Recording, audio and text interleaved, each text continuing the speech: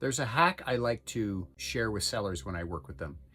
And that hack is look at all offers, because a bird in the hand, as they say, is more valuable than not. And an offer you have in your hand is always going to be better than the offer that you don't have. And so if you get an offer as a seller that's you deem a lowball, and let's face it, that's a very objective number because lowball is different for everybody. On $1 million house, a lowball could be 800,000. Other people might think a lowball could be 925 on a house that's listed for $1 million. Everybody's different. People might think that 950 is a lowball on that house. I have very different opinions of what a lowball looks like. But anyways, the reality is that work with every offer, sign them back, because I have seen it before where I've had a house listed for sale, we get an offer, the sellers want to just throw it away, and that's fine. But the reality is I've also had the other side of that where we've signed that offer back, not begrudgingly, not all pissed off going, well, you gave us a low ball, so we're going to sign it back at full asking. And I've had sellers do that and it basically lands nowhere.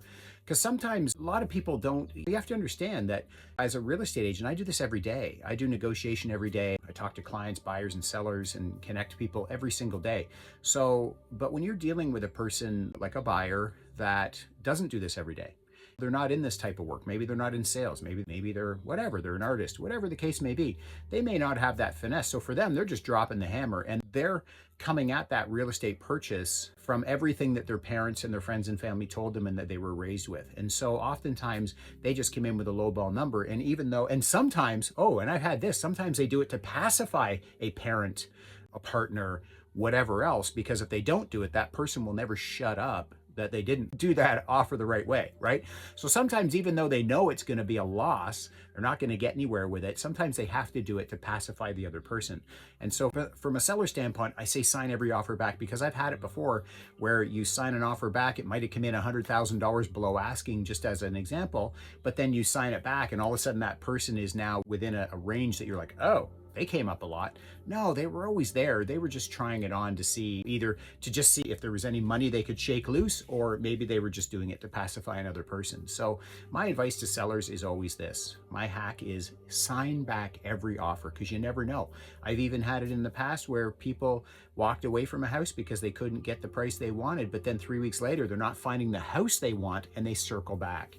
And I had this one house listed for sale last year, and this was interesting. We had 4 different multiple offer dates on this house, unplanned. It was just on the same day, offers would continue to show up. I mean, they were from the same, out of those 4 times, it was the same 3 people that kept circling back to this house. This house was so special that the same 3 people kept coming back and offering on it. It was the craziest thing, and it ended up selling to one of them.